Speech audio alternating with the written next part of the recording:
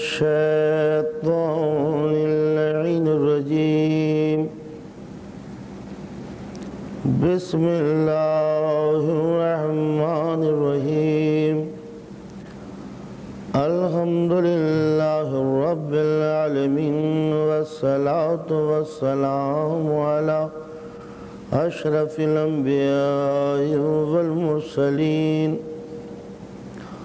خاتم النبيين سيد الأولين والآخرين شفيع المذنبين وأبي القاسم محمد وآله الطيبين الطاهرين المعصومين المظلومين المنتجبين ولعنة الله على أعدائهم أجمعين أما بعد فقد قال الله تعالى وتبارك في القرآن الحكيم بسم الله الرحمن الرحيم فاقم وجهك للدين حنيفا صلوات محمد وعلى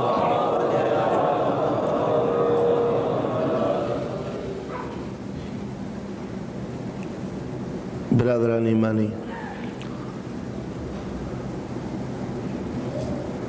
قرآن مجید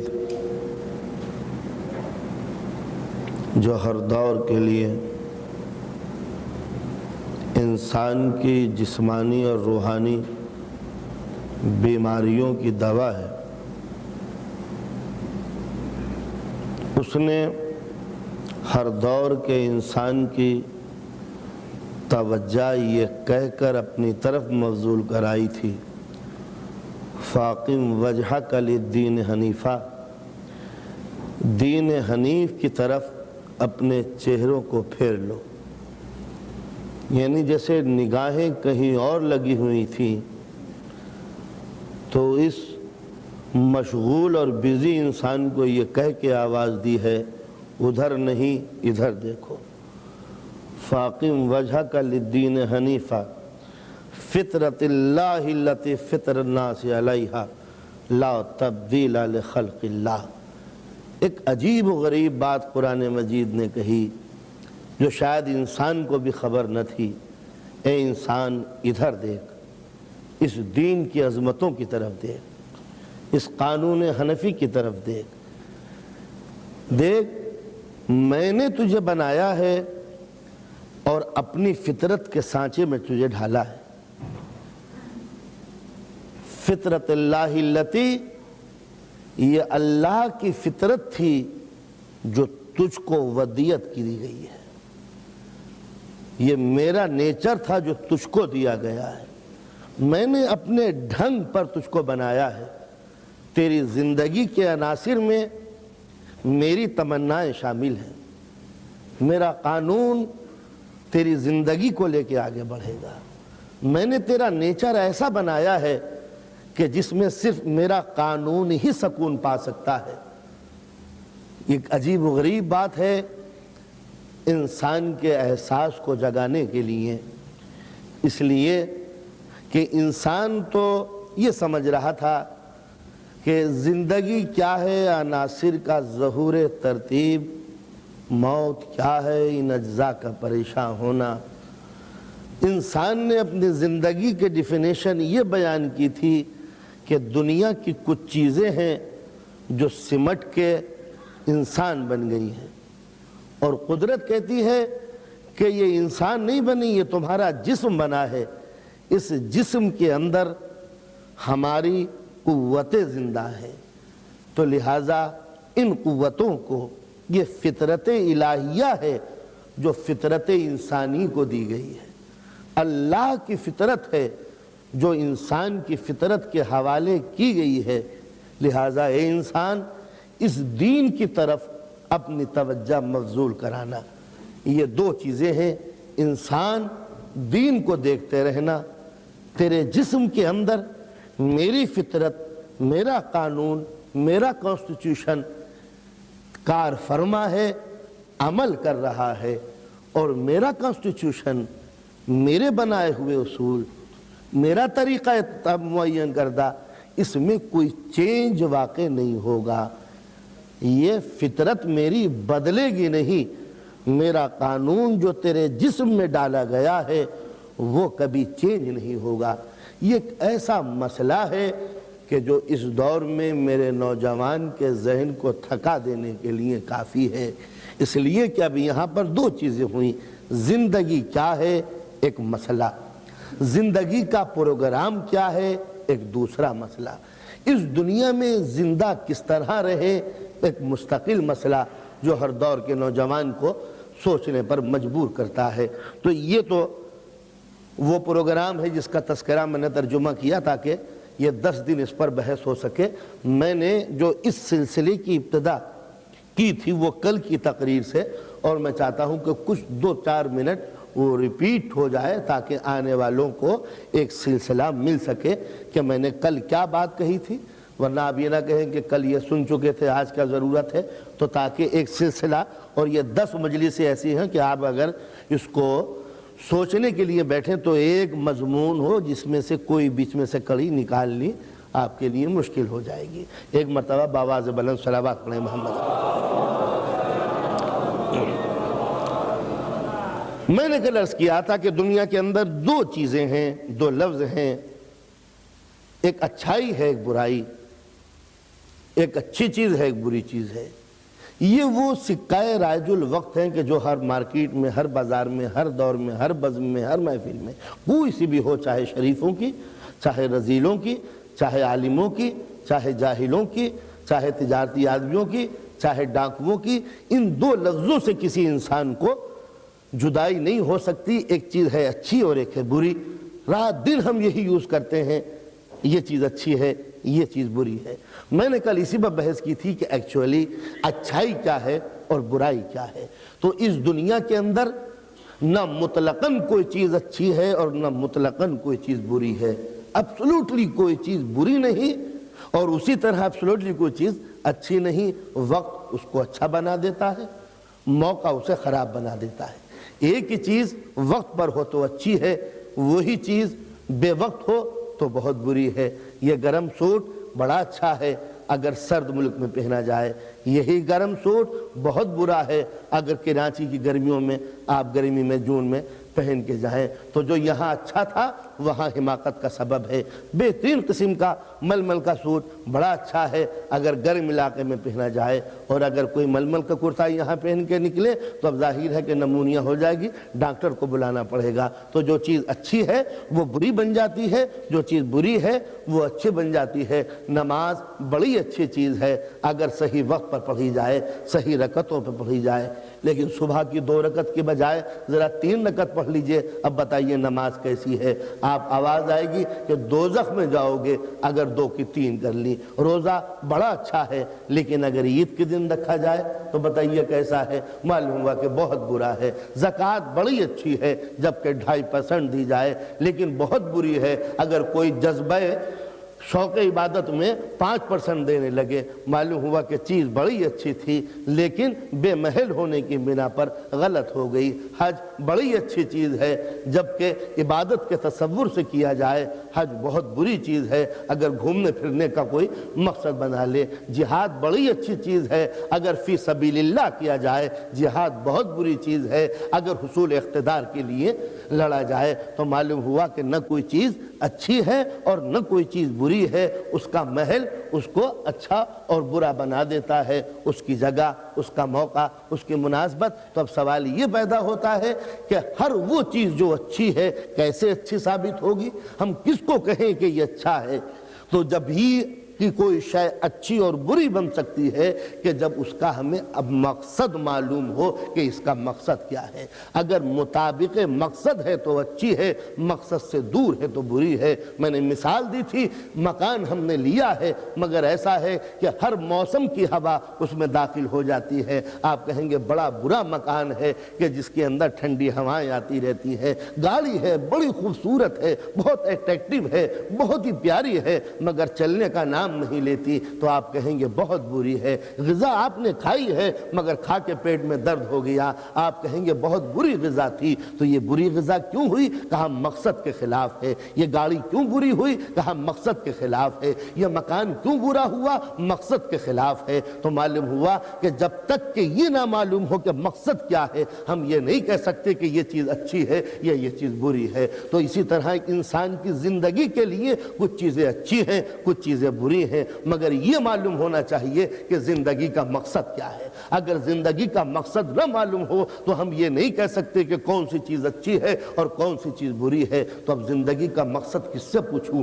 پروفیسر سے پوچھوں، کسی ڈاکٹر سے پوچھوں، کسی مولوی سے پوچھوں؟ تو بندہ پرور جس سے پوچھو گے اپنے مطلب کی ایک بات کہے گا۔ ڈاکٹر اپنے نقطہ نظر سے کہے گا، ذاکر اپنے نقطہ نظر سے کہے گا، شاعر اپنے نقطہ نظر سے کہے گا۔ تاج محل کی آپ تعریف پوچھیں کہ یہ تاج محل کیسا ہے تو شاعر اپنے ذوق سے دیکھے گا، کسان اپنی طبیعت سے دیکھے گا، شہنشاہ اپنے مزاج سے دیکھے گا۔ تو تاج محل کی تعریف کرنے کا کسی کو حق نہیں ہے۔ تاج محل کی تعریف وہ کرے کہ جس نے بنوایا ہو یا جس کے لیے بنایا گیا ہو، اس کے علاوہ کوئی نہیں ہو سکتا۔ تو یہ زندگی کا مقصد کیا ہے، میں کیوں ہوں؟ تو اب ظاہر ہے کہ کسی ڈاکٹر سے پوچھوں گا تو وہ مقصد کچھ بتائے گا، عالم سے پوچھوں گا مقصد کچھ بتائے گا، کسی سپاہی سے پوچھوں گا مقصد کچھ بتائے گا، کسی شاعر سے پوچھوں گا مقصد کچھ بتائے گا۔ تو کسی کو حق نہیں ہے یہ بیان کرنے کا کہ میری زندگی کا مقصد کیا ہے، پرپس آف دا لائف کیا ہے۔ تو کس سے پوچھوں؟ کہا جس نے بنایا ہے اس سے پوچھ لو تو جھگڑے ختم ہو جائیں گے۔ تو میں کسی سے نہیں پوچھتا کہ یہ زندگی کیوں ہے، زندگی دینے والے سے پوچھتا ہوں کہ یہ زندگی تو نے کیوں دی ہے۔ آواز آئی وَمَا خَلَقْتُ الْجِنَّ وَالْإِنسَ إِلَّا لِيَعْبُدُونِ، میں نے یہ زندگی دی ہے صرف عبادت کے لیے۔ تو جب عبادت پہ میں بحث کرنے لگا، عبادت کے معنی کیا نماز ہے، عبادت کے معنی کیا روزہ ہے، عبادت کے معنی کیا زکوٰۃ ہے، آواز آئی کہ عبادت کے معنی نہ نماز ہے نہ روزہ ہے۔ عبادت نام ہے خدا کے حکم کے آگے سر کو جھکا دینے کا۔ نماز عبادت نہیں ہے۔ میں کہہ رہا ہوں کہ اگر نماز ہی عبادت ہوتی تو ذرا 2 رکعت کے بجائے 3 رکعت پڑھ کے دکھائیے۔ کہا کہ نہیں اب کفر ہو گیا۔ روزہ ہی اگر عبادت ہوتا تو ذرا 31 روزے رکھ کے دکھائیے عید کے دن۔ کہا نہیں کفر ہو جائے گا۔ زکوٰۃ کو ذرا آگے بڑھا کے دکھائیے۔ کہا کہ نہیں حرام ہو جائے گا۔ تو معلوم ہوا کہ نماز عبادت نہیں ہے بلکہ نماز بھی عبادت ہے۔ نماز بھی عبادت ہے۔ یہ عبادت کب ہوگی؟ کہ جب خدا حکم دے کے نماز پڑھو، اب یہ عبادت ہے۔ وہ حکم دے کے روزہ رکھو، اب یہ عبادت ہے۔ اب سے روزہ شروع کرو، یہ عبادت ہے۔ اب توڑ دو، اب توڑنا عبادت ہے۔ جہاں وہ توڑنے کا حکم دے وہاں آپ روزہ رکھے ہوئے ہیں، جہاں وہ روزے کا حکم دے وہاں آپ توڑے ہوئے ہیں، جہاں وہ سونے کا حکم دے آپ جاگنے لگے، جہاں جاگنے کا حکم دے آپ سونے لگے، جہاں چپ رہنے کی تلقین کرے آپ بولنے لگے، جہاں بولنے کو کہے آپ چپ ہو جائیں، جہاں جمنے کو کہے وہاں سے اکھڑ گئے، جہاں سے ہٹنے کو کہے وہاں جم گئے، جب جنگ کو کہے آپ صلح کی باتیں کرنے لگے، جب صلح کو کہے وہ جنگ کی باتیں کرنے لگے۔ تو معلوم یہ ہوا کہ اس کا نام ہے بغاوت، اور عبادت نام ہے معبود کے حکم کے آگے سر کو جھکا دینے کا۔ صلوات پڑھیں محمد و آل محمد۔ ذرا آپ حضرات آگے تشریف لیا تاکہ میرے تسلسل میں کوئی پریشانی نہ ہو۔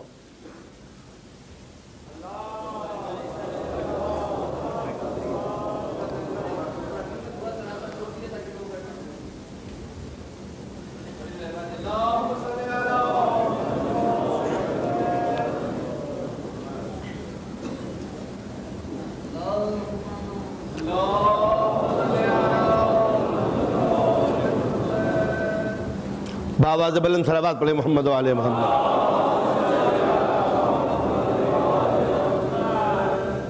دیکھیے جناب، ذاکر میں اور مذکور میں، مجلس میں اور پڑھنے والے میں جب تک کہ ریشیو تناسب نہ ہو گاڑی نہیں چلتی۔ جس اسپیڈ سے میں چلوں گا اسی اسپیڈ سے آپ کو چلنا پڑے گا۔ آپ ٹھنڈے ہو جائیں گے تو میرا انجن بھی ٹھنڈا ہو جائے گا۔ صلوات پڑھیں محمد و آل محمد۔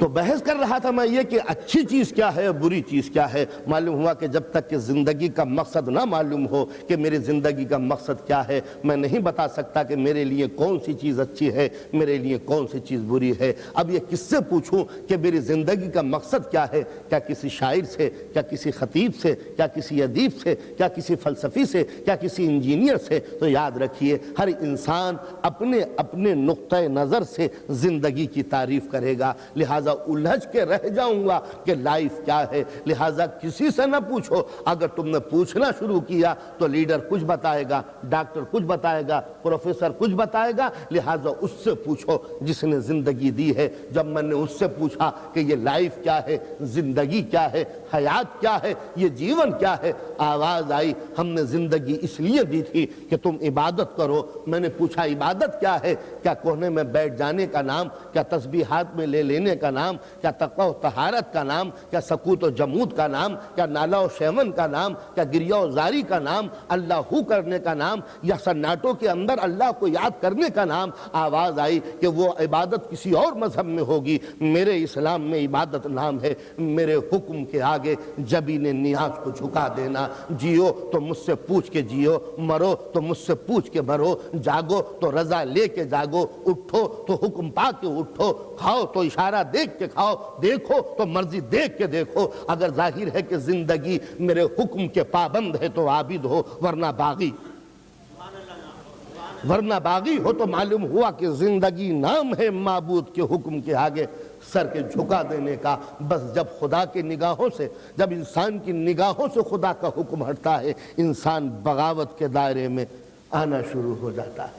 اور جب انسان بغاوت کے دائرے میں آتا ہے آواز آتی ہے فَأَقِمْ وَجْهَكَ لِلدِّينِ حَنِيفًا. انسان پلٹ کر پھر اسی دین کی طرف آ جا جہاں سے تو نے بغاوت کا آغاز کیا ہے. معبود کیوں؟ مجھے جانے دے. آواز آئے گی، دائرے سے نکلے گا تو سکون کھو دے گا. کہا کیوں؟ کہا تجھ کو آزاد بنایا ہے مگر ڈور اپنے ہاتھ میں رکھی ہے. آزاد بنایا ہے مگر دل مٹھی میں رکھا ہے. آزاد بنایا ہے مگر ضمیر انسانی پر میرا قبضہ ہے. تو باغی ہو جا مگر سکون نہ پا سکے گا. جہاں جہاں جائے گا پریشانیوں کو تڑپتا رہے گا، بے چین ہوتا رہے گا، اور سکون ملے گا تو تجھے اسی منزل پر. کریم یہ الجھن کیوں، یہ بے چینی کیوں؟ کہا اس لیے کہ اپنی فطرت کو تیرے خمیر میں شامل کر دیا ہے تاکہ تم میرا بندہ رہو. اور یاد رکھ دنیا کے بدلنے سے تیرا نیچر نہیں بدلے گا، تہذیب کے بدلنے سے میرا قانون نہیں بدلتا. زمانہ ہزار بدل جائے مگر میرا حکم کبھی نہیں بدلے گا. اس کے اندر کوئی تبدیلی واقع نہیں ہو سکے گی. لہٰذا فطرت انسانی ایک ہے. جس طرح خدا کی وحدت پر ہمارا یقین وننس آف گاڈ، اسی طرح ہیومینٹی بھی وننس کے درمیان گھومتی ہے. انسان ہر دور کا انسان ایک ہے، چاہے وہ منگولیا میں رہتا ہو، چاہے وہ چائنا کا باشندہ ہو، چاہے وہ آسٹریلیا کا رہنے والا ہو، چاہے وہ برٹش کا کہیں کا بھی رہنے والا ہو. مگر ملک بدل جائیں گے، طینت انسانی کبھی نہیں بدلے گی. تو جب یہ ایک ہے اس کا ضمیر، تو اس ایک انسان کے لیے، اس ہیومینٹی کے لیے، اس وحدت انسانی کے لیے ایک ایسے کانسٹیٹیوشن کی ضرورت تھی کہ جو یہ بغاوت کرے تو اس منزل پر لے آئے. فاقم وجہک للدین حنیفا. انسان نظر اٹھا کے دیکھ اور اپنے دین کی طرف پلٹ جا. تو یہ کہنے کی ضرورت کیا تھی کہ میرے دین کی طرف آ جا؟ خود ہی میرا نیچر مجھے کنٹرول کرتا. آواز آئی اگر تیرا نیچر تجھے کنٹرول کرتا تو مخلوق تو ہوتا، اشرف المخلوقات نہ ہوتا. میں نے تجھے اشرف اسی لیے بنایا ہے. دو قسم کی مخلوق ہے، ایک وہ کہ جو میرے شکنجے میں جکڑی ہوئی ہے، مجبور ہے، میرے حکم کی مرضی کے خلاف چل ہی نہیں سکتی. اگر تجھ کو ویسا بناتا تو مجبور بشر ہوتا. میں نے تجھ کو آزاد بشر بنایا ہے. تیری نگاہوں کو ایسا بنا دیتا کہ بس نیکیاں دیکھتی تو تیرا کمال کیا ہوتا. مزہ تو جب ہے کہ نگاہوں کو آزاد چھوڑ دوں اور تب دیکھوں تو میری طرف دیکھتا ہے یا میری بنائی ہوئی دنیا کی طرف دیکھتا ہے. بس اگر دنیا کو دیکھنے لگا تو باغی انسان ہے، اور دنیا سے نظر چرا کے مجھ کو دیکھنے لگا تو آزاد انسان ہے. یہ ہے اسلام کا اصل منشا کہ انسان کو آزاد چھوڑ دیا. لے اور دنیا کی جتنی بھی حسین چیزیں تھی چاروں طرف کھلونوں کی طرح بکھیر دی۔ اب دیکھنا یہ ہے کہ کھلونوں میں الجھتا ہے یا بنانے والے کو دیکھتا ہے۔ اگر یہ الجھ کے رہ گیا تو اس مسافر کی طرح ہے۔ آپ کو وطن جانا ہے پاکستان، آپ نے ایک گاڑی خریدی، بڑی حسین گاڑی، بڑی خوبصورت گاڑی، تو اس کچھ گاڑی کے تقاضے الگ ہیں اور آپ کا تقاضا الگ ہے۔ ذرا پھر میں جملوں کو دہرا دوں، آپ نے گاڑی خریدی تھی، اس گاڑی کے خریدنے کا ایک پرپس ہے، ایک مقصد ہے، ایک منشا ہے۔ منشا کیا ہے؟ ہم پاکستان بائی روڈ جائیں گے، یہ ہے آپ کا ایم، یہ ہے آپ کا گول، یہ ہے آپ کا منصوبہ، یہ ہے آپ کا نظریہ۔ نظریہ کیا ہے؟ ہمیں پاکستان پہنچنا ہے۔ کائے سے؟ گاڑی سے۔ تو آپ کا تقاضا کچھ اور ہوا اور گاڑی کی ضرورت کچھ اور ہوئی۔ اسے پیٹرول کی ضرورت ہے، اسے بیٹری کی ضرورت ہے، اسے پانی کی ضرورت ہے، اسے روڈ کی ضرورت ہے، اسے صحیح ڈائریکشن کی ضرورت ہے۔ اگر آپ راستے میں پیٹرول ختم ہوا، پیٹرول کی جستجو اور تلاش میں آپ الجھ کے رہ گئے، گھومتے چلے جا رہے ہیں یہ سوچ کر گاڑی میرے ہاتھوں میں ہے، خوبصورت گاڑی ہے، ایک راؤنڈ اباؤٹ ملا اور آپ زندگی بھر گھوم رہے ہیں۔ اے بھائی گاڑی کس لیے خریدی تھی؟ انہوں نے کہا چھوڑو گھومنے دو، گاڑی ہے، فرصت ہے، پیٹرول ہے، پیسہ ہے۔ تو جو بھی کہے گا کتنے بیوقوف ہو، یہ دیکھو کہ گاڑی خریدنے کا مقصد کیا تھا۔ کہا ہمیں مجبور بناتے ہو، ہم آزاد پیدا ہوئے ہیں، گھومنے دو۔ تو دنیا بیوقوف کہے گی، پاگل کہے گی، دیوانہ کہے گی۔ تو اسی طرح قدرت نے دنیا کی نعمتیں انسان کے سامنے رکھ دی، لو پانی، لو غذا، لو مکان، لو اولاد، لو دولت، لو لذتیں، لو عشرتیں، لو دن، یہ رات، یہ صبح، یہ دوپہر، یہ شام، یہ تب تیری زندگی کے لیے ہے۔ انسان الجھ کر رہ گیا اور گھومنے لگا۔ آواز آئی یہ مقصد نہیں تھا، مقصد تھا کوئی اور۔ کہا پالنے والے ہم مجبور نہیں ہے، یہ آزادی کا دور ہے، ہمیں زندگی اسی طرح گزارنے دو۔ تو اگر کسی ایسے موٹر والے کو صحیح ڈائریکشن دکھانا اگر عقل مندوں کا کام ہے تو اس بہتی ہوئی انسانیت کو مذہب کی طرف لے جانا یہ دین اسلام کا کام۔ اب یہ کہتا ہے کہ میاں ہم یورپ کے پڑھے ہوئے لڑکے ہیں، ہم کو تم مذہب کی طرف لے کے آتے ہو، ہمیں بیوقوف بناتے ہو۔ مذہب میں رکھا کیا ہے؟ دین میں رکھا کیا ہے؟ اچھا جس راؤنڈ اباؤٹ کے درمیان گھوم رہے ہو اس میں کیا رکھا ہے؟ اس کا نتیجہ اگر تم کو سکون مل جاتا تو ہم سمجھتے انسانیت کا مقصود اسی طرح گھومنا ہے۔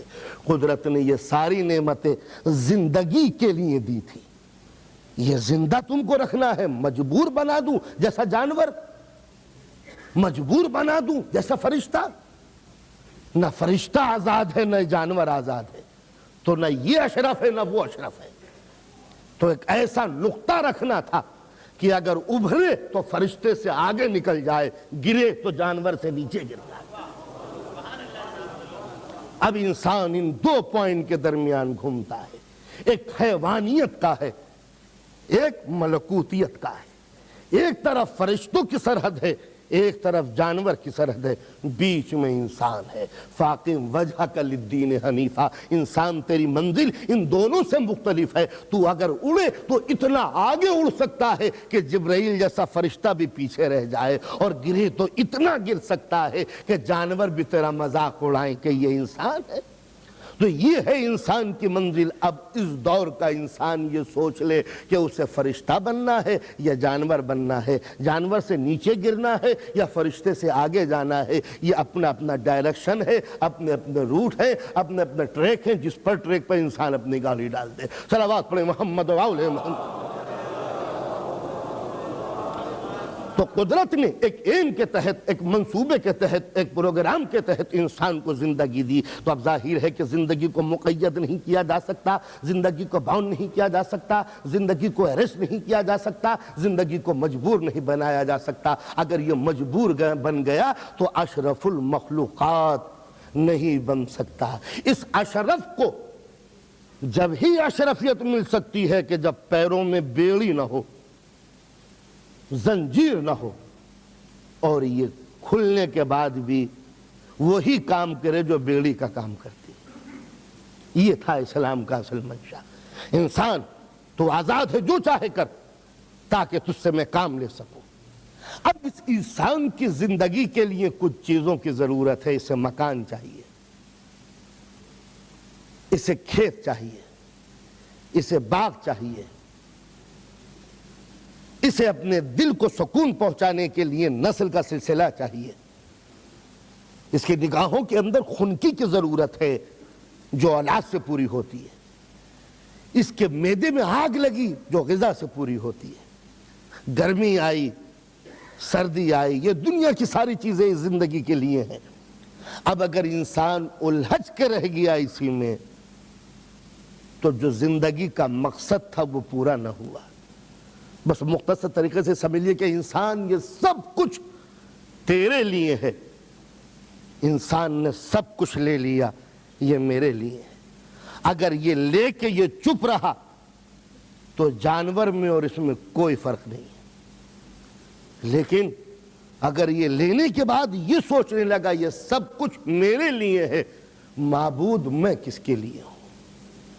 تو اگر جب تک یہ کہتا رہتا ہے کہ میرے لیے کیا کیا ہے، سائنس میں اور اسلام میں بنیادی فرق یہی ہے، جب تک انسان یہ سوچتا رہتا ہے اس دنیا میں میرے لیے کیا ہے، یہ گولڈ، یہ سلور، یہ آئرن، یہ پیٹرول، ایک ایک چیز کا پتہ لگا رہا ہے، خوش ہو رہا ہے۔ پیٹرول ہم نے ایجاد کر لیا، ہم نے آئٹم کو تولنے کا سلیقہ سیکھ لیا، ہمیں یہ چیز مل گئی، یہ چیز فائنڈ آؤٹ ہو گئی، ہم نے اس چیز کی ایجاد کی، اس چیز کو ہم نے معلوم کر لیا۔ یہ جو معلوم کرنا ہے یہ کیا؟ یہ خود انسان اپنی جہالت کا اقرار کرتا چلا جا رہا ہے کہ دینے والے نے اتنی نعمتیں کو دنیا کے گوڈاؤن میں بھر دی تھی کہ ہم ایک ایک کو دیکھتے چلے جا رہے ہیں، اچھا یہ بھی ہے، یہ بھی ہمارے لیے ہے، یہ بھی ہمارے لیے ہے۔ تو ہونا تو یہ چاہیے تھا کہ ہر نعمت کے ملنے کے بعد یہ سجدہ شکر کرتا چلا جاتا، مگر اس کے ذہن کی بغاوت ہے، جو نعمت ملی اب اترانے لگا میں نے یہ چیز پالی، معلوم ہوتا ہے خدا نہیں ہے، تو یہی سوچ کے جب یہ خدا نہیں ہے تو آئی کہاں سے؟ تو چیزیں پاتا چلا جاتا ہے، اس کا انکار کرتا چلا جاتا ہے، حالانکہ ہونا یہ چاہیے تھا کہ جب نعمتیں آ رہی ہے تو نعمتیں دینے والا کون ہے؟ تو جب تک انسان یہ معلوم کرتا رہتا ہے کہ اس چیز کا مقصد کیا ہے، یہ سائنسداں کہلاتا ہے، اور جب یہ معلوم کرتا ہے میری زندگی کا مقصد کیا ہے تب مسلمان کہلاتا ہے۔ یہ ہے بنیادی فرق علم میں اور مذہب میں۔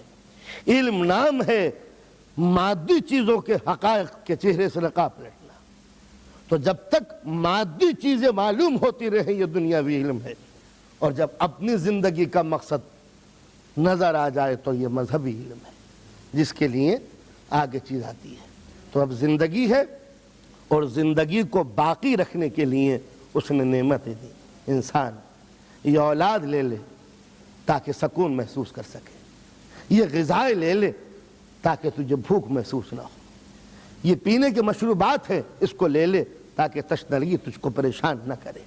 یہ ساری نعمتیں ہم نے تیرے لیے بنائی ہیں، تو اس دنیا میں بن بلایا مہمان نہیں ہے، میرا چہیتا مہمان ہے اس دنیا میں۔ سخر لکم اللیل والنہار والشمس والقمر والنجوم مسخرات بامرہ۔ یہ انسان، یہ کائنات، یہ زمین، یہ چاند، یہ ستارے، یہ سورج، ہم نے سب کچھ یہ تیرے لیے بنائے ہیں۔ خلق لکم ما فی الارض جمیعا، اس زمین میں جو کچھ بھی ہے ہم نے سب تیرے لیے بنایا ہے، اس کا کوئی چیز ایسی نہیں کہ جو تیرے لیے نہ ہو۔ تو جب سب کچھ تیرے لیے ہے تو اب دیکھنا یہ ہے کہ اگر انسان کی نظر دولت میں الجھ کے رہ گئی تو کیا ہوگا، انسان کے کان یہاں شیریں نوائی میں پھنس کے رہ گئے تو کیا ہوگا، زبان کی قوتیں لذتوں کے غار میں گر کے رہ گئیں تو کیا ہوگا، انسان کے قدم راہ دنیا کے اسیر ہو گئے تو کیا ہوگا، دلی تمنائیں دنیاوی لذتوں میں الجھ کے رہ گئیں تو کیا ہوگا، ہاتھ دنیا میں پھنس کے رہ گئے تو کیا ہوگا۔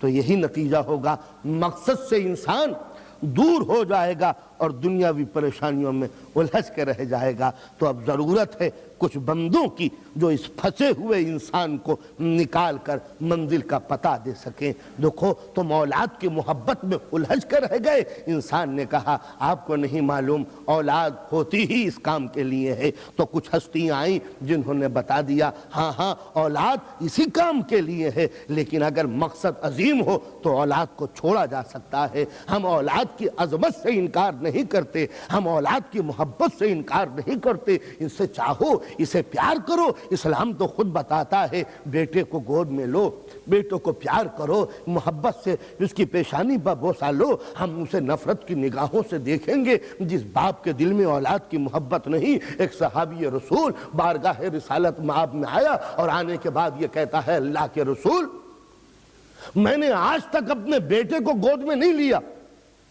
بڑی پیاری بات کہی تھی اس نے، یعنی اپنا اتنا سیریس ٹائپ کا آدمی ہوں کہ میں ان کھلونوں سے کھیلنے والا نہیں ہوں۔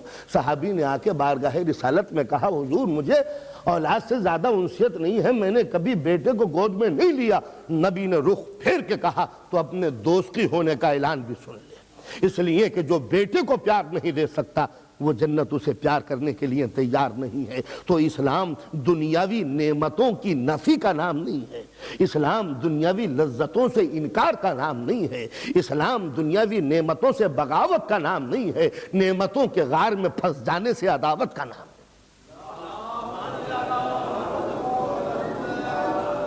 اولاد ہے، اس کی تمنا کرو، اس کی آرزو کرو۔ ہم دعائیں بتا دیتے ہیں اولاد کے لیے، تو یہ اولاد وہ نعمت ہے کہ نبوتوں نے ہاتھ اٹھائے ہیں کہ مجھے اولاد دے دے۔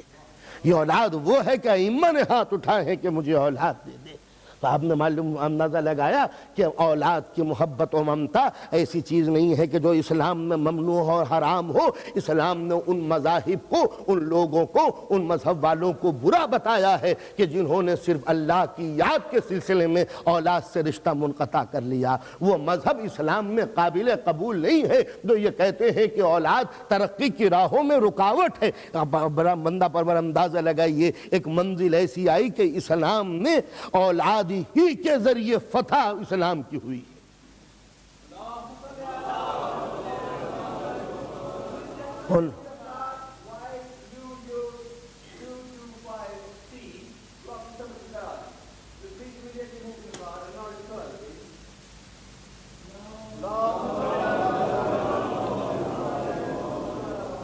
میرے خیال سے پھر ریپیٹ کر دیئے، کسی کے سمجھ میں نہیں آیا کہ کس کی گاڑی پھنس گئی۔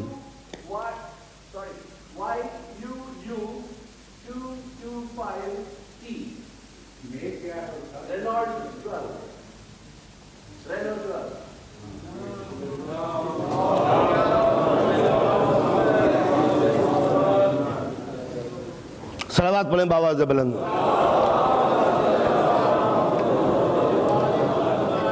تو عرض کر رہا تھا کہ اسلامی یہ تصور یہ کبھی نہیں ہے کہ اولاد تمہارے لیے رکاوٹ کا سبب ہے، یا اسلام تم کو روحانیت کی منزل میں لے جانے سے روکنے کا نام ہے۔ اس لیے کہ دوسرے مذاہب نے تو اس لیے کہا تھا کہ جب تک تم کو نروان و گیان اور تمہاری آتما کو سکون نہیں مل سکتا جب تک کہ تم اکیلے اس دنیا میں نہ رہو گے۔ شادی کرو گے تو بچے ہوں گے تو ممتا میں الجھ کے رہ جاؤ گے، الجھ کے رہ جاؤ تو دنیا میں پھنس کے رہ جاؤ گے، پھنس گئے تو آخرت کے مطلب کے نہ رہ سکو گے۔ لہٰذا آخرت کی زندگی کے لیے انسان نے یہ راستہ بنایا کہ نہ بچے ہوں گے، نہ ان کا مطالبہ آخرت کی ترقی کے لیے روکے گا۔ لہٰذا تجرد اور رہبانیت کی زندگی اختیار کرو، نہ بیوی، نہ بچے، نہ جورو، نہ جاتا، اور اللہ میاں سے ناتا یہ شروع ہو گیا۔ ہر مذہب نے آ کر دنیا میں یہی بتایا کہ جنت جب ملے گی کہ جب دنیا سے کنوارے اٹھو گے، اور اسلام نے اسی کی بنیاد کو ختم کیا کہ کنوارے ہو تو 70 رکعت پڑھتے چلے جاؤ، جب ہوگا کہ جب 1 رکعت کا ثواب تم کو ملے گا۔ یعنی ایک شادی شدہ کی 1 رکعت برابر ہے کنوارے کی 70 رکعتوں کی نماز کی۔ حالانکہ کنوارا تو بیچارہ بالکل کام ایٹماسفیئر میں، نہ بیوی نہ کوئی جھگڑا نہیں ہے، بڑے سکون سے نماز پڑھ رہا تھا۔ اسلام نے آواز دی جس کے سر پہ ذمہ داریاں نہ ہو اس کی عبادت کی بھی کوئی قیمت نہیں ہے۔ اس کے معنی یہ ہے کہ ہمارا بندہ تو جب ہے جب سر پہ دنیا کا بوجھ رکھ کے آؤ اور سر ہماری بارگاہ میں جھکا دو۔ ذمہ داریوں سے فرار کا نام اسلام نہیں ہے، ذمہ داریوں کو لاد کر ہم کو یاد رکھنے کا نام اسلام ہے۔ تو لہٰذا دوسرے مذاہب نے یہ کہا کہ اولاد ترقی کے راستے میں رکاوٹ ہے، لہٰذا اولاد نہ ہو، ایک نظریہ۔ اسلام نے یہ کہا کہ جس کو کمزوری بناتے ہو اسی کو بنیاد بنا دوں گا۔ تم کہتے ہو اولاد زنجیر ہے پیروں میں ترقی کے لیے، تو لو ہم اسی کمزوری کو اپنے دین کی قوت کا ثبوت دیں گے۔ آپ نے سنا ہوگا نجران کے عیسائی مدینے میں آئے نبی سے مباہلہ و مناظرہ کرنے کے لیے، عیسائی تھے، تو ظاہر ہے کہ جب یہ پریسٹ ہیں، بشپ ہیں، تو نہ ان کی بیوی ہوگی نہ بچے ہوں گے، اور یہ سب 14 تھے۔ کوئی تاریخ نہیں بتاتی کہ ان کے ساتھ عورتیں تھیں یا ان کے ساتھ بچے تھے۔ ذرا توجہ کا طالب مشاہدہ ایک نیا رخ مباہلہ کا۔ یہ 14 آئے اور 3 دن تک سرکار دو عالم سے مناظرہ مباحثہ کرتے رہے کہ خدا ایک ہے یا 3، آپ رسول ہیں یا غلط ہیں، قرآن آپ کی کتاب ہے یا خدا کی کتاب۔ جب 3 دن ہو گئے اور نبی ایکسپلین پہ ایکسپلین کرتے رہے، ان کی سمجھ میں نہ آیا۔ اب نبی جیسا سمجھانے والا، ظاہر ہے کہ اس سے بڑا اوریٹر دنیا میں کون ہوگا جو روحوں کا نبی ہو۔ وہ ان کو سمجھا رہا ہے کہ اللہ ایک ہے، کہا کہ نہیں 3 ہے۔ کہا میں اللہ کا رسول ہوں، کہ نہیں آپ رسول نہیں ہیں، یہ خدا کی کتاب ہے، انہوں نے کہا نہیں ہے۔ انہوں نے کہا آ جاؤ۔ اب قرآن مجید نے کہا کہ جب علم پہنچانے کے بعد بھی ان کی سمجھ میں نہیں آیا تو اب اس کو لے کے آؤ جو علم سے بھی افضل ہو، فوق العلم۔ اب قرآن یہ کہتا ہے کہ فَقُلْ تَعَالُوا نَدْعُ أَبْنَاءَنَا وَأَبْنَاءَكُمْ وَنِسَاءَنَا وَنِسَاءَكُمْ وَأَنفُسَنَا وَأَنفُسَكُمْ ثُمَّ نَبْتَهِلْ فَنَجْعَلْ لَعْنَةَ اللَّهِ عَلَى الْكَاذِبِينَ۔ اچھا یہ ایسے نہیں مانیں گے تو ان سے کہہ دو کہ تم اپنے بچوں کو لاؤ، ہم اپنے بچوں کو لاتے ہیں۔ تم اپنی عورتوں کو لے کے آؤ، ہم اپنی عورتوں کو لے کے آتے ہیں۔ تم اپنے نفسوں کو لے کے آؤ، ہم اپنے نفسوں کو لے کے آتے ہیں۔ یہ پرست کہاں سے آئے تھے؟ یمن سے۔ یمن میں اور مدینے میں کافی فاصلہ ہے، اور آئے تھے اکیلے۔ نہ مدینے میں کوئی عیسائی تھا، نہ مدینے کے چاروں طرف کوئی عیسائی کالونیز تھی۔ تو جب کوئی عیسائی نہیں ہے تو بیچارے بچے کہاں سے لائیں گے؟ اور جب یہ پرست ہیں تو بیوی کہاں سے لائیں گے؟ عورتیں کہاں سے لائیں گے؟ اسلام نے پردہ سے ایمانوں میں یہ طنز کیا تھا کہ تم کہتے ہو میرا دین حق نہیں ہے، اور اس لیے کہ تمہارے اولاد ہونا سے ترقی رک جاتی ہے، تو لو جو چیزیں ترقی سے روکتی ہیں میں انہی کو لے کے آ رہا ہوں، میں انہی کو لے کے آ رہا ہوں۔ تم اپنے بچوں کو لاؤ، تم نہیں لا سکتے۔ کیوں؟ اس لیے کہ جنت میں روکنے کا سبب ہے۔ تم اپنی عورتوں کو لاؤ، نہیں لا سکتے۔ کیوں؟ کہ سمجھتے ہو کہ عورت دوزخ کا دروازہ ہے جو بائبل میں لکھا ہوا ہے۔ تم نفس کا انکار کرتے ہو، میں نفس کو لے کے آتا ہوں۔ تو جو چیزیں تمہارے مذہب میں بری ہیں میں وہی چیزیں لے کے آتا ہوں، اور پھر دیکھ لو کہ جیتتا کون ہے اور ہارتا کون ہے۔ تو جو چیزیں مذہب کی کمزوری ہیں وہ میرے دین میں آ کر مذہب کی قوت ہے۔ تم کہتے ہو اولاد سے ترقی رک جاتی ہے، لو میں اولاد لا رہا ہوں۔ بتاؤ اسلام کی ترقی اولاد سے ہوئی ہے کسی اور چیز سے؟ تو اسلام نے بتا دیا کہ اسلام کی ترقی ان چیزوں سے ہے۔ تو اولاد ہے، اسلام نے یہ نہیں کہا کہ اولاد نہ ہونی چاہیے۔ بیوی کی انسان کو ضرورت ہے، اسلام نے ضرورت سے انکار نہیں کیا کہ انسان کوارا دنیا میں آئے اور کوارا دنیا سے چلا جائے۔ تو دنیا کی نعمتیں اس لیے ہیں کہ انسان اس سے مستفیض ہو۔ یہ نعمتیں اس لیے دی تھی تاکہ تمہاری زندگی کو سکون ہو۔ زندگی کو سکون اس لیے دیا تھا کہ فطرت الہیہ سکون سے دنیا میں رہ سکے۔ انسانی فطرت سکون سے میرے مقصد کو پورا کر دے، اس لیے زندگی کو سکون دیا تھا، ورنہ یہ الجھا ہوا انسان خدا کے مقصد کو پورا کیا کرتا جبکہ اسے شریک حیات کی ضرورت ہے۔ یہ انسان اس وقت خدا کو کیا یاد کرتا جبکہ اس کو 2 روٹی کی ضرورت ہے۔ انسان اس وقت سکون سے اس کو یاد کیا کرتا کہ جبکہ اس کو نسل کی ضرورت ہے۔ تو لہٰذا فطرت نے ساری ڈیمانڈ پوری کر کے کہا نعمتیں میں دے رہا ہوں، سر تو جھکا دے۔ اب یہ نعمتیں تو وصول کر رہا ہے، سر جھکانے کا نام نہیں لیتا، اور اس کو کہتا ہے کہ مذہب ہمیں پابندیوں کو سکھاتا ہے، مذہب ہمیں مجبور بنا دیتا ہے۔ تو بندہ پرور مذہب جو نعمتیں دیتا ہے اس سے انکار کر دو تو ہم بھی جانیں، جب وہ نعمتیں دے تو انکار کر دو تو ہم بھی جانیں۔ یہ وجہ ہے جو مذہب والے ہیں انہوں نے جو گناہ کی ڈیفینیشن بیان کی ہے وہ عجیب انداز سے۔ امام حسین علیہ السلام نے بلاغت الحسین میں ایک عجیب و غریب خطبہ ہے۔ آپ نے انسانوں سے کہا ہے کہ انسانوں جی بھر کے گناہ کرو۔ امام حسین کا جملہ انسانوں سے کہ جی بھر کے گناہ کرو۔ اب ظاہر ہے کہ جب امام کہہ رہے ہیں کہ جی بھر کے گناہ کرو تو گناہ نہ کرنا گناہ ہے۔ اب فرماتے ہیں مگر جب وہ زندگی دے تو زندگی مت لو اور خوب گناہ کرو۔ ذرا اس کی گہرائیوں میں تھوڑی دیر کے لیے سوچ لیجئے۔ خوب گناہ کرو، مگر کب؟ کہ جب خدا زندگی دے تو اس کی زندگی مت لو اور اپنی زندگی سے خوب گناہ کرو۔ خوب گناہ کرو، مگر جب وہ موت کا فرشتہ بھیجے تو انکار کر دو جانے سے کہ نہیں جائیں گے۔ خوب گناہ کرو، ماں فرماتے ہیں خوب گناہ کرو مگر اس کا رزق مت کھاؤ۔ خوب گناہ کرو مگر اس کی دنیا سے نکل جاؤ۔ کہا لو ہم تمہاری بزم سے جا رہے ہیں، خوب گناہ کریں گے۔ تو اگر اس کی دی ہوئی زندگی کا انسان محتاج ہے، اس کے بھیجے ہوئے فرشتے کے حکم کا یہ پابند ہے، اس کی بخشی ہوئی عنایتوں کا یہ محتاج ہے، اس کی دی ہوئی زمین پہ رہنے کے لیے یہ مجبور ہے، تو جب زندگی کی نعمتیں اس کی طرف سے آ رہی ہیں تو ادھر سے بغاوت کیوں ہو؟ ادھر سے بغاوت کیوں ہو؟ تو لہذا فاقم وجہک للدین حنیفہ، انسان اپنے رخ کو مذہب کی طرف پھیر دے۔ یہ جو دنیا میں الجھ کے رہ گیا ہے، دولت سے انکار نہیں کرتا کہ دولت بری چیز ہے، بڑی اچھی چیز ہے، اسے کما، اسے حاصل کر، لیکن جب میری آواز آئے تو دولت کو چھوڑ دے۔ یہ نہیں کہتا کہ وطن بہت بری چیز ہے، نہیں، اس کی مجھ سے محبت کر، لیکن جب وطن میں میرا حکم گونجے تو وطن کی محبت سے رشتہ کاٹ دے۔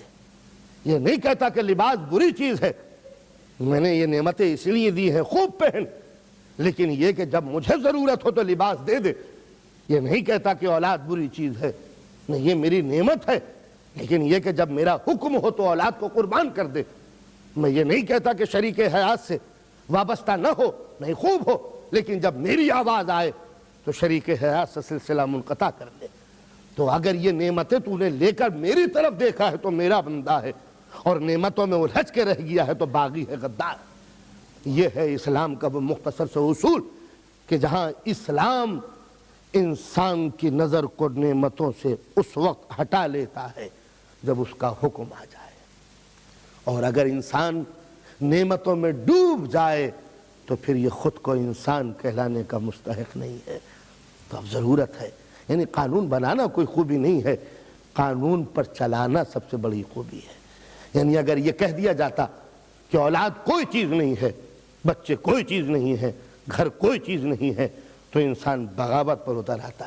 تو اب ضرورت ہے کہ اس قانون کو سہارا دینے کے لیے ایک دوسرا قانون ہو، یعنی ایک قانون لفظوں میں لکھا ہوا، ایک قانون زندگی میں پھیلا ہوا۔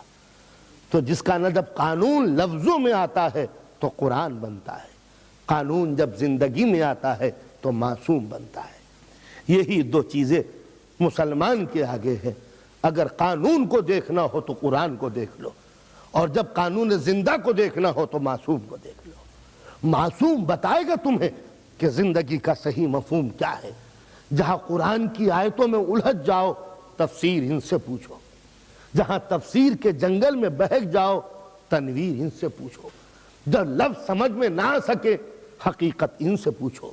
جہاں ذہن کھو جائے کہ مفہوم حکم کیا ہے، تب ان کے نقش قدم کو دیکھو۔ اگر قول سمجھ میں نہ آئے تو فعل دیکھو، اس لیے کہ اہل بیت فعل کا نام ہے، قرآن قول کا نام ہے۔ یہ دو قانون قدرت نے اسی لیے دیے تھے کہ اگر صرف قرآن ہی حکم ہوتا تو دنیا کا الزام صحیح ہوتا کہ اسلام صرف تھیوری ہے، پریکٹس نہیں ہے۔ تو قرآن تھیوری کا نام ہے، اہل بیت پریکٹس کا نام ہے۔ یہ دونوں مل جائیں تو اسلام ایک سائنس ہے، پریکٹیکل سائنس۔ تو لہذا میں نے جو آیت پڑھی تو اس میں ہے کہ الہی قانون نہیں بدلا کرتا، فطرت الہیہ نہیں بدلتی۔ تو جب فطرت الہیہ نہیں بدلتی تو قانون فطرت الہی بھی نہیں بدلتا، یعنی سب کچھ ہو جائے گا، قرآن نہیں بدلے گا۔ تو جب قرآن نہیں بدلے گا تو قرآن والے بھی نہیں بدلیں گے۔ تو جو چاہے کر لو، سب کچھ بدل سکتا ہے، قرآن نہیں بدلے گا۔ اور جب قرآن لفظوں کی شکل میں نہیں بدلتا تو معصوم کردار کی حیثیت سے نہیں بدلتا۔ کچھ بھی ہو، لیکن معصوم کا نیچر بدلا نہیں کرتا۔ آزمانا ہو تو دھوپ میں آزماؤ، پرکھنا ہو تو بھوک میں آزماؤ، دولت دے کے آزماؤ، دولت لے کے آزماؤ، جب فرات قبضے میں ہو تب آزماؤ، جب فرات سے قبضہ اٹھ جائے تب آزماؤ، وطن میں ہو تب دیکھ لو، وطن سے دور ہو تب سمجھ لو۔ فضائیں بدل سکتی ہیں، یہ نہیں بدلیں گے، ہوائیں رخ بدل سکتی ہیں، یہ نہیں بدلیں گے، مدینے کی فضا بدل جائے یہ نہیں بدلتے، منبر مسجد نبوی بدل جائے یہ نہیں بدلتے۔ تو جو بدل جائے وہ زمانہ ہے، جو نہ بدلے وہ زمانہ ساز ہے۔ ہم نے اندازہ لگایا تو اگر معصوم بھی کئی ہواؤں کے رخ پہ بدلا کرتے تو بھی انسان کا بدلتا ہوا ذہن سکون کہاں پاتا۔ اگر معصوم بھی دولت کی وجہ سے مزاج بدل دیتے تو حریص انسان کی نظر کو ثبات کہاں ملتا۔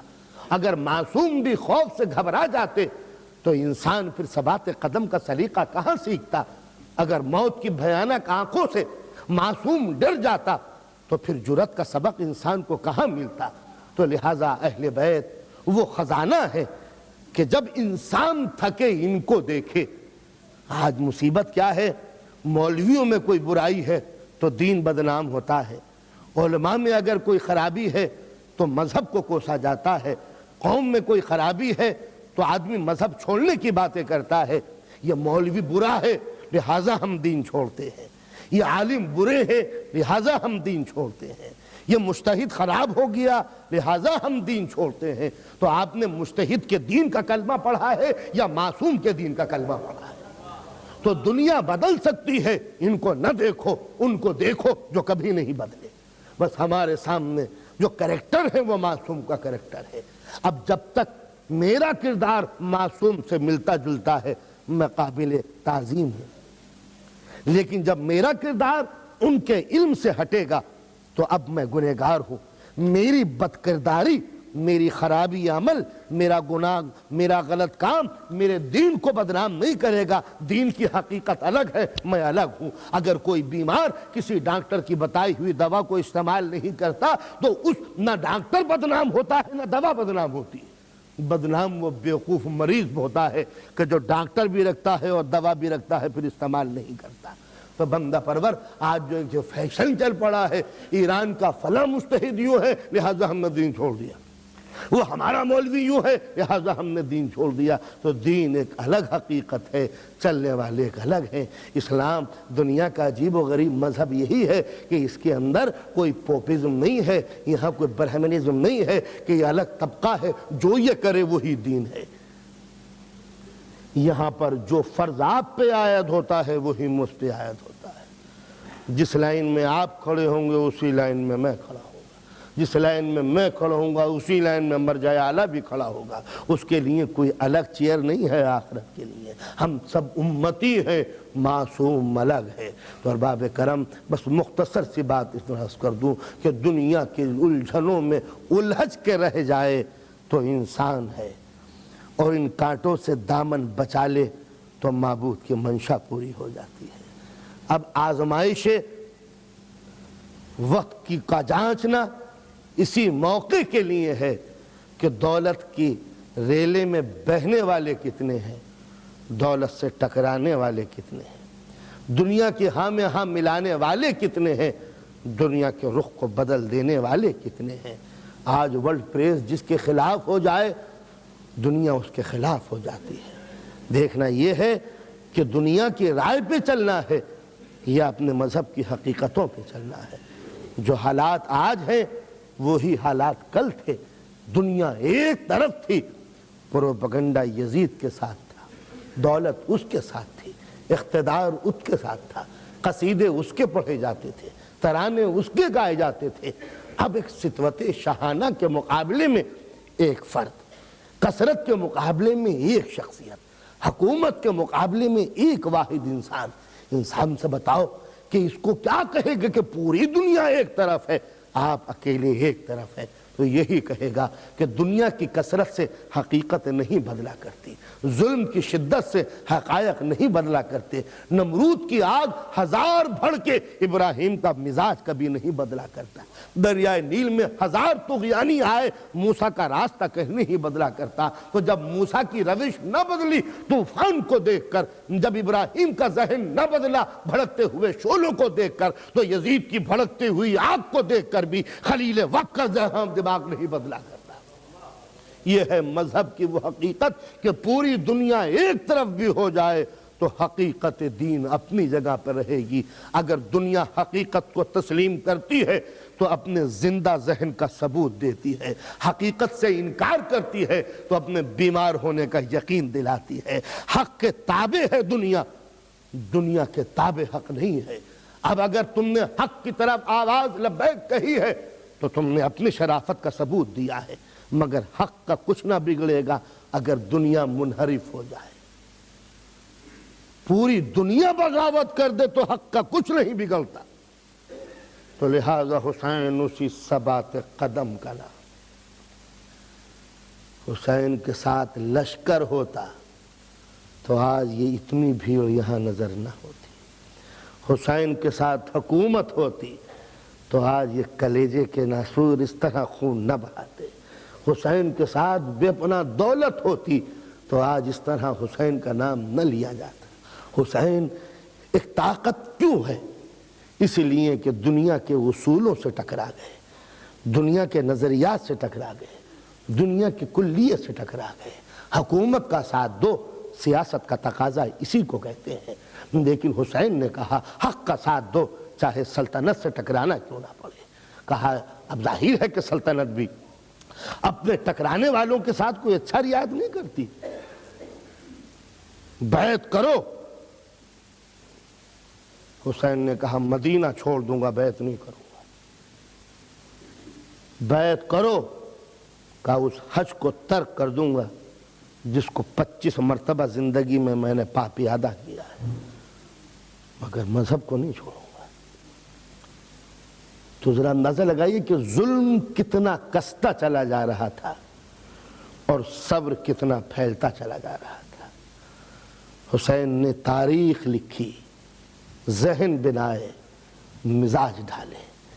ٹھیک ہے حسین کے ساتھ کثرت نہیں، 72 تو ملے، مگر ان 72 نے کثرت کے مزاج کو بدل دیا۔ اللہ کی قسم، اتنا بڑا ریولوشن، اتنا بڑا انقلاب جس کا موجد حسین ہے، یعنی لشکر سے لشکر ٹکرانا کوئی انقلاب نہیں ہے، فوجوں سے ٹکرائیں کوئی خوبی نہیں ہے، لیکن جو طریقہ کار امام حسین نے استعمال کیا وہ انسان کے سوئے ہوئے احساس کو جگانے کے لیے کافی ہے۔ حسین نے لشکروں کے سر نہیں کاٹے، دل نہیں چھوڑے، ایک اس انداز سے جنگ کی ہے۔ اللہ کی قسم کہ جو بھی سنجیدہ انسان اس طریقہ کار کو دیکھتا ہے حسین کو داد دیے بغیر نہیں رہ سکتا۔ وہ افراد چن لیے جو ہزار ظلم کی طغیان و طوفانوں کے اندر، جہاں ثبات قدم میں کوئی فرق نہ ہے، جہاں زلزلے کا اندیشہ تھا ان کو ہٹا دیا، جہاں مضبوط استحکام دیکھا اس کو بلا لیا، جوانوں کو ہٹایا ہے، بوڑھوں کو بلایا ہے۔ اس لیے کہ اگر جوانوں کو اکٹھا کرتے تو جنگ مادی ہو جاتی، ضعیفوں کو بلانے کا منشا ہی صرف یہ تھا تاکہ بتایا جا سکے میں تلوار کے بلبوتے پر جنگ نہیں کروں گا، کردار کے بلبوتے پہ جنگ کروں گا۔ اب تاریخ نئے عنوان سے لکھی جانے لگی، حسین نے مدینہ چھوڑ دیا۔ مدینہ چھوڑنا خود سوئے ہوئے ذہنوں کو دعوت فکر و نظر دینا تھا۔ تو میں چلا اور مدینے والے دیکھتے رہ گئے۔ حسین نے مکہ چھوڑا اور حاجی کعبے کے طواف میں مشغول رہے، جانے کعبہ چلا گیا۔ یہ مورخ کو ثبوت دینا تھا کہ لکھتے چلے جاؤ کہ مدینے کا ضمیر مردہ ہو چکا تھا، لکھو کہ حاجیوں کا ایمان ڈر چکا تھا، جوان بھی ملے راستے میں حسین کو، نصرت کا اعلان بھی کیا، مگر مولا نے کہا فتح کرنے کے لیے نہیں، سر کٹانے کے لیے جا رہا ہوں، ساتھ چھوڑ دیا۔ مولا کہتے ہیں مورخ لکھ کہ یہ وہ جوانیاں ہیں جو صرف فتح کے متمنی ہیں، شہادت کا شوق نہیں ہے، اور جو صرف جیتنا چاہے اور سر کٹانا نہ چاہے وہ میرا نہیں ہے۔ سر کاٹنا کوئی خوبی نہیں ہے، حق کی راہ میں سر کٹانا بھی پڑتا ہے۔ تو لہٰذا اگر شوق شہادت ہے تو آؤ، اور اگر صرف شوق شہامت ہے تو آنے کی کوئی ضرورت نہیں ہے۔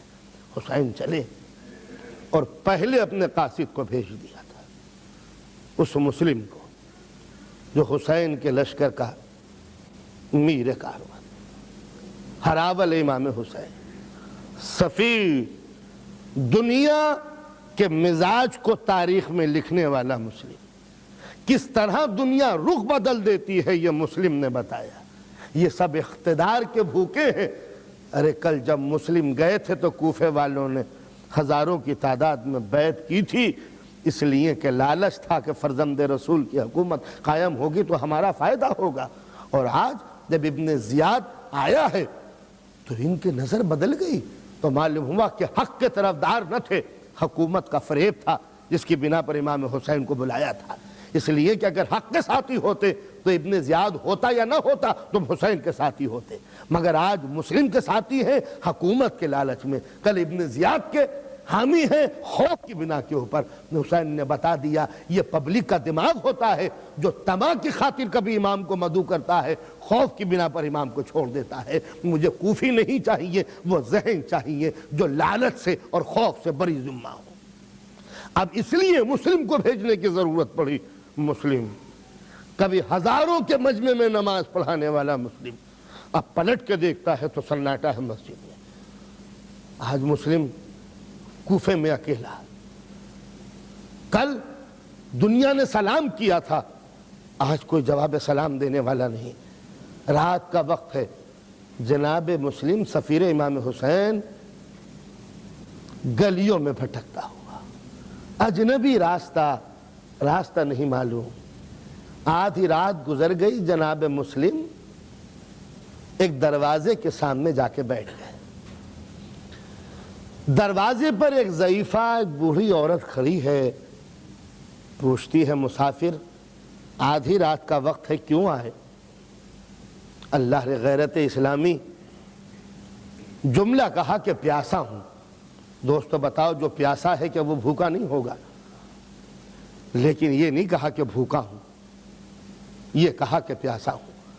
معلوم ہوتا ہے کہ مصیبت میں غیرت کی حفاظت کرنا یہ اسلام والوں کا کام تھا، اس لیے کہ روٹی مانگنا ذلت ہے، پانی مانگنا ذلت نہیں ہے۔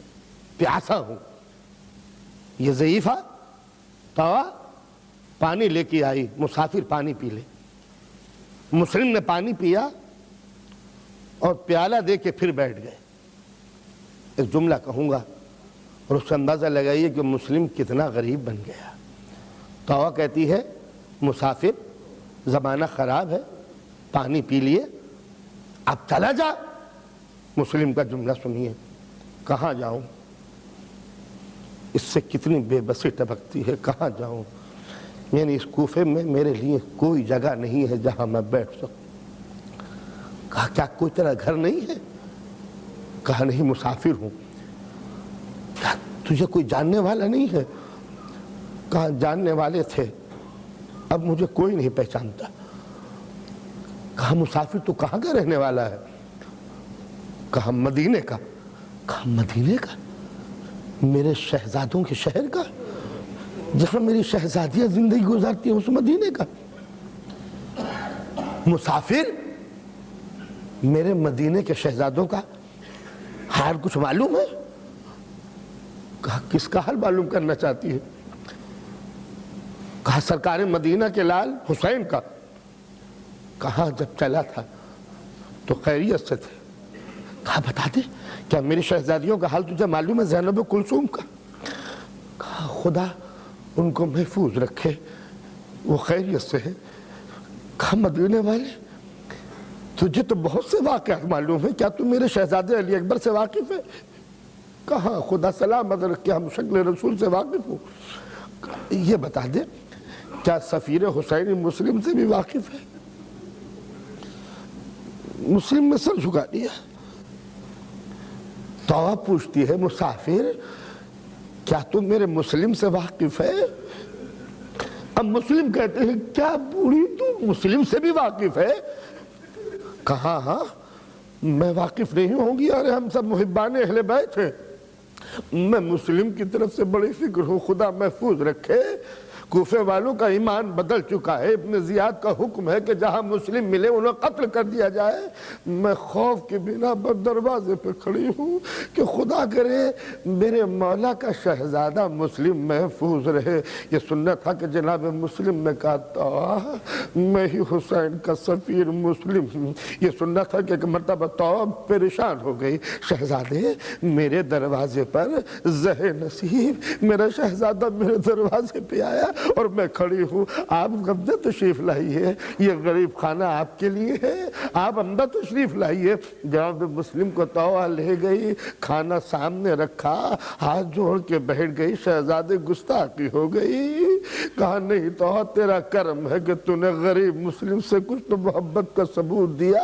ایک مرتبہ توہ نے کہا شہزادے میں نے بستر لگا دیا ہے، آپ آرام سے سو جائیے، میں دروازے پہ پہرے کے لیے کھڑی ہو جاتی ہوں. نصیب دشمنہ میرے شہزادے کو کچھ نہ ہو جائے. مسلم روز آخرت میں علی کو منہ دکھانے کے قابل نہ رہ سکوں گی، لہٰذا آپ آرام سے سو جائیے، میں دروازے پہ پہرا دے رہی ہوں. جناب مسلم نے مصلی بچھا دیا، عبادت میں مشغول ہو گئے. طاعہ دروازے پر ہے، بیٹا آیا، حال معلوم کیا، کچھ محسوس کیا کہ شاید کوئی اجنبی میرے گھر میں آ چکا ہے. آنے کے بعد خاموشی سے بیٹا چلا گیا. وقت گزرا، ایک مرتبہ مسلم مصلی پہ سو گئے. آنکھ کھلی تو ایک مرتبہ جملہ کہا اِنَّ لِلَّهِ وَإِنَّا إِلَيْهِ رَاجِعُونَ. تو ایک مرتبہ چونکی شہزادے خیر تو ہے، یہ جملہ کیوں کہا؟ کہا تو ہمارا سامان جنگ لے کے آؤ، ہمیں زرہ پہناؤ، خود و بختر پہناؤ، ہاتھوں میں تلوار لی. توہا کہتی ہے شہزادے خیر تو ہے، یہ کہاں کے لیے آمادہ سفر ہوئے؟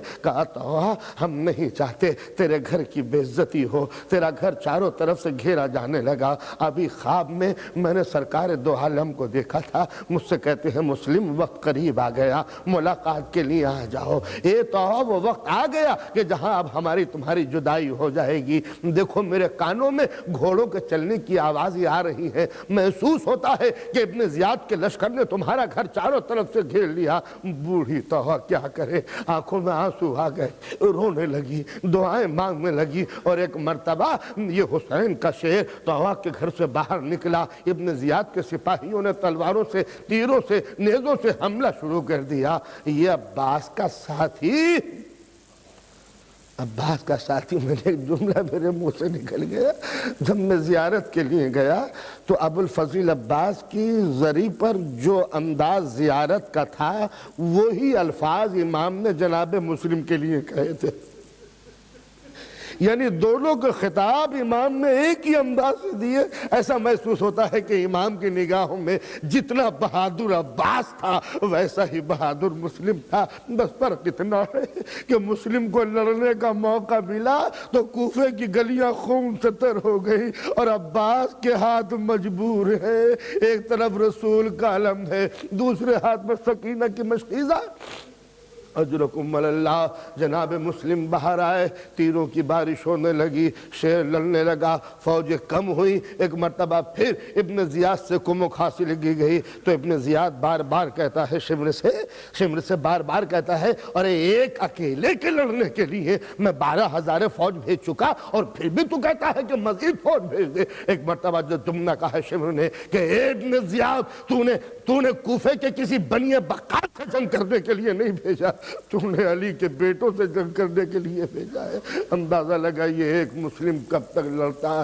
زخموں سے چور ہوا، نڈھال ہوا، تیر لگنے لگے، نیزہ پیوست ہوا، چھتوں سے پتھروں کی بارش شروع ہوئی. مسلم ایک مرتبہ نڈھال ہو گئے. جب چاروں طرف سے تیر پڑنے لگے مسلم کو گڑھے میں گرا دیا گیا. مسلم گرفتار ہوئے، بازو رسن بستہ. ایک مرتبہ ابن زیاد کے دربار میں شیر کو لایا گیا، زخموں سے چور ہے، ایک مرتبہ ابن زیاد نے کہا مسلم نظر اٹھا کے دیکھو کہ فتح کس کی ہوئی، تم نے سلام بھی نہیں کیا۔ ایک مرتبہ مسلم کہتا ہے ابن زیاد میرا امیر صرف ایک حسین ہے، حسین کے علاوہ میں کسی کو لائق سلام نہیں سمجھتا۔ بس یہ سننا تھا کہ ایک مرتبہ ابن زیاد نے کہا مسلم آخری وقت آ چکا ہے، وصیتیں جو کرنی ہیں وہ کر لو۔ ایک مرتبہ کس سے وصیتیں کریں؟ دشمن کا دربار ہے، عمر سعد کو نزدیک بلایا۔ عمر سعد تمہارے باپ کا خاندان اہل بیت سے کچھ تعلق رہا ہے، ذرا وصیت سن لو۔ پہلی وصیت یہ ہے کہ میں نے کوفے سے آ کر خط لکھ دیا تھا امام کو کہ کوفے والے محبت کا ثبوت دے رہے ہیں، لہٰذا امام آپ تشریف لے آئے۔ اے عمر سعد دوسرا خط میری طرف سے لکھ دے، مولا کوفے کی طرف نہ آئیے گا، کوفے کی طرف نہ آئیے گا۔ اور عمر سعد میں مقروض ہو گیا ہوں، کوفے میں آ کر میری شہادت کے بعد میرا لباس بیچ دیا جائے اور جن جن کا قرضہ ہے وہ ادا کر دیا جائے۔ یہ وصیتیں درج ہوتی رہیں۔ جب تمام وصیتیں درج ہو گئیں گواہ بنا لیا گیا، جناب مسلم کو بالا خانے چھت پہ لے جایا گیا۔ وہ گستاخی ہوئی کہ سر الگ تھا تن الگ تھا، ادھر مسلم تھا یہ مصیبت گزر گئی اور ادھر حسین سفر کی صعوبت طے کرتے ہوئے آگے بڑھے۔ شام کا وقت ہے، حسینی کارواں رک گیا۔ ابو الفضل عباس کو حکم ہوا عباس یہیں پر خیمے لگا دو۔ خیمے نصب ہو گئے، حسین کے لیے کرسی بچھا دی گئی۔ مولا کرسی پہ جلوہ افروز ہے، نگاہیں اٹھا کر بار بار کوفے کی طرف دیکھتے جاتے ہیں۔ مولا پریشان ہے، کبھی بیٹھتے ہیں کبھی ٹہلنے لگتے ہیں، کبھی نظر اٹھا کے کوفے کی طرف دیکھ رہے ہیں۔ معلوم ہوتا ہے کہ علم امامت نے کوئی مصیبت کی خبر سنا دی ہے۔ دفتن امام نے دیکھا کہ ادھر سے کوئی گھوڑا سوار چلے آ رہا ہے۔ ایک مرتبہ امام نے حکم دیا عباس ذرا اس مسافر کو بلاؤ، شاید یہ کوئی مسلم کی خبر سنائے۔ اس مسافر کو بلایا گیا۔ جب مسافر سامنے آیا تو ابو الفضل عباس کہتے ہیں بھائی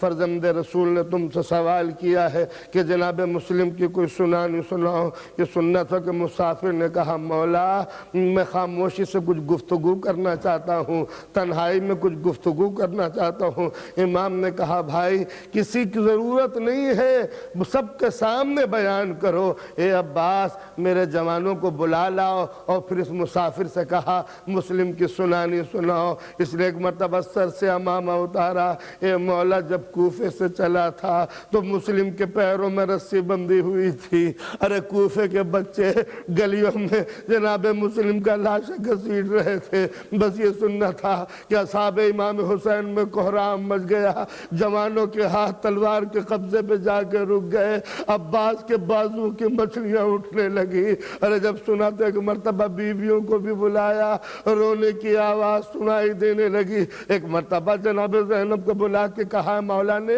اے زینب ارے ذرا مسلم کی بیٹی رقیہ کو بلا لاؤ۔ جناب زینب گئی، رقیہ کو لے کے آئیں۔ یہ سکینہ کی ہمجولی تھی، سکینہ اور رقیہ ساتھ ساتھ آئیں۔ امام نے سب سے پہلے مسلم کی بیوہ بچی کو یتیم بچی کو سینے سے لگایا، پیار کرنے لگے، آغوش میں بٹھایا اور ایک عجب جملہ کہا اے زینب ذرا بندے لا کے دے دو تاکہ میں مسلم کی بچی کو پہنا سکوں۔ بندے لائے گئے اور ایک مرتبہ امام نے بچی کے کانوں میں بندے پہنائے۔ سکینہ یہ منظر غور سے دیکھا ہوگا۔ اے مولا بڑی قیامت آ گئی جب بچی کے کان میں گوشوارے پہنائے گئے۔ خاندان اہل بیت کی بچی تھی، نظر اٹھا کر ایک مرتبہ اپنے امام کو دیکھا، ہاتھ جوڑ کے کہتی ہے اے چچا میرے بابا کی خیر تو ہے، اس لیے کہ آپ اس طرح محبت کر رہے ہیں جس طرح یتیموں سے محبت کی جاتی ہے۔ اب امام تڑپنے لگے اے بیٹی ارے آج سے حسین تیرا باپ ہے، تیرے بابا کو اشقیہ نے قتل کر دیا۔ میں کہوں اے میرے مولا آپ نے مسلم کی یتیمہ کا خیال کیا، مگر سکینہ کے دل پر قیامت گزر گئی ہوگی۔ ننھی سی سکینہ نے دیکھا کہ جب بچے یتیم ہو جاتے ہیں تو کانوں میں گوشوارے پہنائے جاتے ہیں، لیکن جب سکینہ کے کانوں کے گوشوارے چھینے گئے تو سکینہ نے چاروں طرف دیکھا ہوگا، اے بابا، ارے آپ تو یتیموں کو گوشوارے پہناتے تھے، اور جب میں یتیم ہوئی تو میرے کان کے گوشوارے چھین لیے گئے۔ حسین کے عزاداروں، جب مسلم کی شہادت کی خبر سہدانیوں میں پہنچی تو ایک کوہرام مچ گیا۔ آپ کو معلوم ہے کہ مسلم کی بیوہ جناب عباس کی سگی بہن تھی، اور جس وقت بیوہ مسلم کو پتا چلا میرا سہاگ اٹھ گیا تو ایک مرتبہ آواز دی، فضا، ارے ذرا میرے شیر جیسے عباس کو بلانا۔ عباس آئے، کہا بہن خیر تو ہے؟ کہا بھیا، ارے تیری جوانی کے قربان، تیرے ہاتھوں میں تلوار رہی اور بہن بیوہ ہو گئی۔ عباس نے قبضے پہ ہاتھ رکھا، بہن تیرے سہاگ کی قسم، جب تک کہ مسلم کے خون کا بدلہ نہ لے لوں عباس چین سے نہ بیٹھے گا۔ حسین آئے، عباس کے بازووں پہ ہاتھ رکھ دیا، اے عباس صبر کرنا تمہارے لیے مناسب۔ اجرکم اللہ خیر جزا ولعنت اللہ علی الظالمین الی یوم الدین۔ اللہم اغفر للمؤمنین والمؤمنات والمسلمین والمسلمات الحیاء منهم والاموات تعاون بیننا وبینهم بالخیرات انک مجیب الدعوات انک علی کل شیء قدیر۔ یا اللہ یا اللہ یا اللہ یا اللہ یا اللہ، الہی بتصدق محمد و آل محمد ہمارے گناہوں کو معاف فرما۔ پالنے والے جو ہم میں بیمار ہوں، بیمار کربلا کا واسطہ، انہیں شفاء کامل عطا فرما۔ پالنے والے ان سب کے کاروبار میں برکت عطا ہو۔ اے کریم، ہمارے نوجوانوں کو علم اور عمل کا سلیقہ سکھا دے۔ کریم، ہماری بیٹیوں کو عزت و آبرو اور طہارت کا سبق سکھا۔ میرے معبود، ہمارے دین کا تحفظ تیرے ہی ذمہ ہے۔ ہمارے مقامات مقدسہ کو محفوظ رکھنا، ہمارے دینی مدرسوں کو بچانا۔ کربلا اور نجف کا تو ہی محافظ ہے، قم کی عظمت کو تو ہی بچانے والا ہے۔ معبود، اب اس کو بھیج جو تیری آخری حجت ہے۔